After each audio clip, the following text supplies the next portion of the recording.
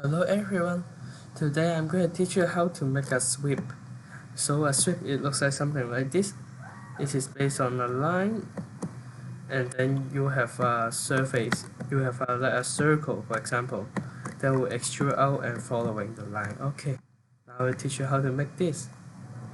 Okay, first thing we need is a sketch. It can be on any surface, but for simplicity's sake, we can do this and do the 3-point spline.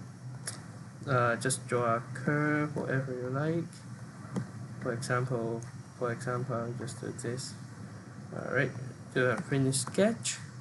And then remember you need another sketch because you need a surface from extrude from. So go back to the origin point, draw a circle there. Finish sketch, okay. So it should look like something like this now. Right, so click on the surface, next thing. Click sweep. The profile is already chosen for me, and then let's choose the path. Okay, and then now you can see when I click OK, you can see the sweep is done. Looks really weird, but it can be useful in some cases. Alright, thanks for watching. Goodbye.